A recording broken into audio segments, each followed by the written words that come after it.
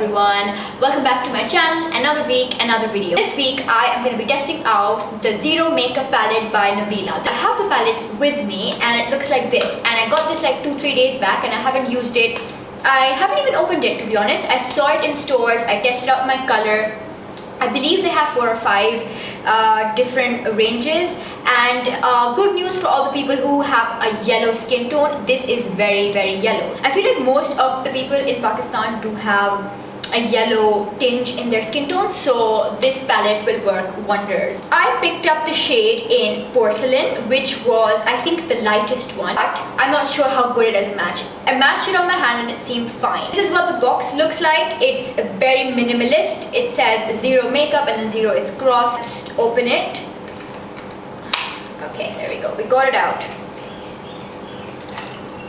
I got mine from Sensations. I'm not sure where else you can get this from. Maybe Nabila Salon. Nabila is a makeup artist and a hairstylist, and she has like her own salon, and I think she has her salon in Karachi, but I'm not sure if she has her salon in other cities as well. If she has her salons in other cities, do let me know, because I'd like to know what locations she is in. It looks very expensive, very high end. I will compare it to like Hourglass. I feel like Hourglass, which is a very high-end brand, has a packaging similar to this. This is what it looks like from the inside.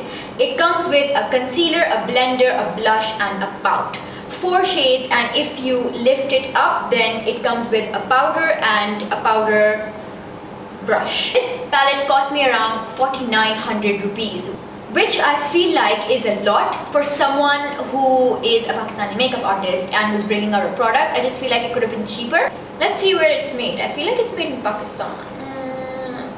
Made in USA. Okay, so I'm guessing that's why it's expensive. Considering that it is a Pakistani makeup brand, and you know, to keep the affordability in areas where a lot of people can afford it, 4,900 rupees is quite a high budget. But I will test this product out, see if it's worth it, and if it is, you can go buy it if you want to, and let's get started. Whoa, I'm peeling this off. This was so satisfying. Now, I'm not a fan of cream products. I tend to stay away from them. As you can see, I have quite a lot of spots on my face, and I mean, lucky me, it would be a great idea to try this palette and test it out on days when I'm having a bad skin day, because if it doesn't hide bad skin problems, then I mean, what is it doing? So for the spot which is slightly big, which is on this side, I am gonna put in some aloe vera gel. I think aloe vera gel is a great way to hide a spot, because it has a greenish tint. Green color correctors are used to counteract the redness, and now I am just gonna use this brush. You can also use your hands for this. I damped my brush slightly and I'm gonna dip that in the concealer now. And I'm gonna pop it on all the areas where I have a spot. Now, yeah, that is really yellow for me. Oh, but it conceals quite a lot. Like, if I look at myself in the mirror right now, it is literally one patch and it's hiding a lot. I'm gonna test it out on this side, because this is where the problem's at. Okay, now that I've applied that, I'm gonna take my beauty blender and I'm gonna blend with this, like the concealer.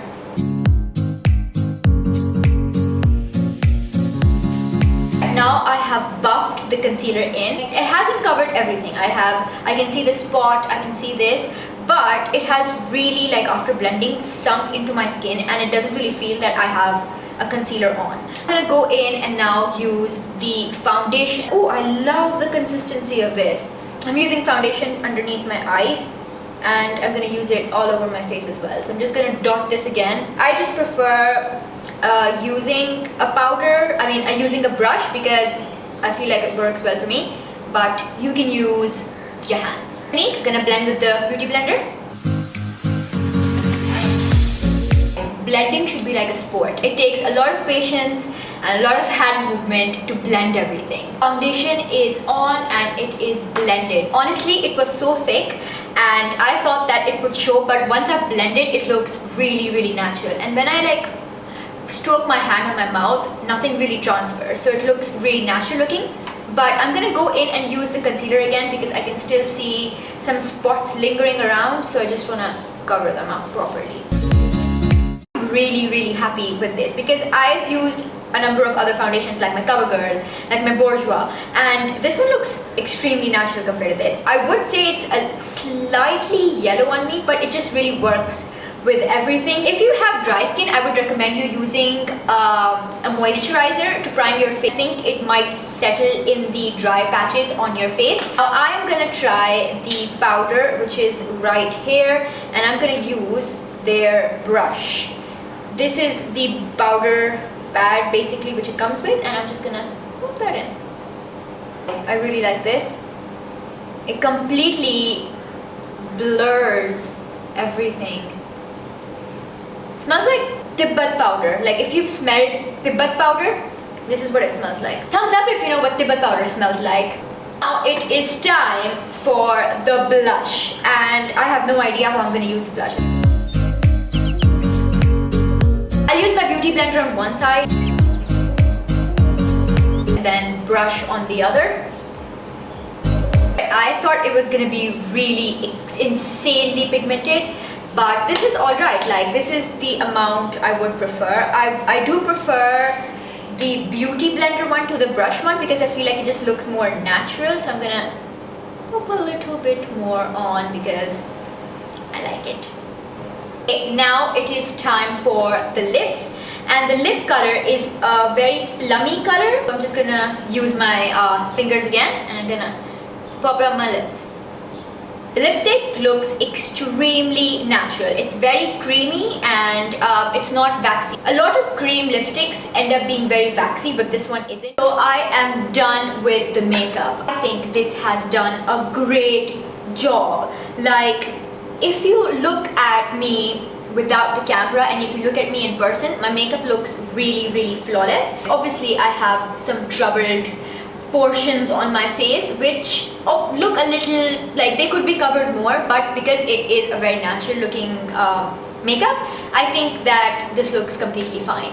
And I think I would give this palette a 4.5 out of 5 because it's missing a highlighter. If it had a highlighter, then it would be a 5 on 5. I hope that maybe later on when she comes out with more makeup, the Pakistani artist who comes out with makeup, they keep it a bit more towards the affordable end because there's a lot of people who are not going to be willing to pay 4,900. So that was the review. I hope you enjoyed this video, and if you did, make sure to give it a big thumbs up, subscribe to my channel, and I will see you in my next week's video. Bye!